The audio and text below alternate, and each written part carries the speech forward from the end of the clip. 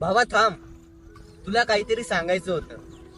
तुला सांगायचं होतं की आठवणी बनव, कारण पुढे फक्त आठवणीच उरतात.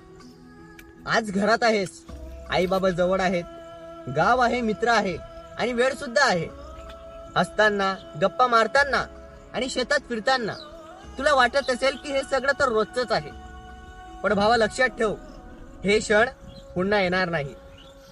एक दिवस असा येईल जेव्हा तू शहरात असशील, हॉस्टेलमध्ये एकटा बसलेला, फोनच्या स्क्रीनकडे बघत. तेव्हा आईच्या हाताचं जेवण तुला आठवत असेल, बाबांचा शांत चेहरा तुझ्या डोळ्यासमोर येत असेल आणि गावाच्या रस्त्यावर चालणं हे तुला एका स्वप्नासारखं वाटेल. तेव्हा वाटेल की थोडा वेळ आणखीन दिला असता आईच्या मांडीवर झोपायला, बाबांना एकदा खट्ट मिठी मारायला आणि मित्रांसोबत एक शेवटची चहा पार्टी करायला.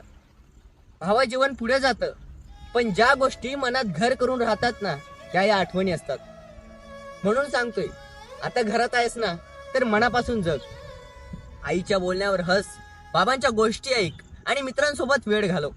मोबाईल पेक्षा त्यांच्या डोळ्यांमध्ये बघ, कारण पुढे हे सगळं फक्त फोटो आणि डोळे बंद केल्यावर दिसणाऱ्या फ्लॅशबॅक मध्ये उरेल. म्हणून सांगतोय, आठवणी बनव, कारण पुढे फक्त आठवणीच उरतात. धन्यवाद.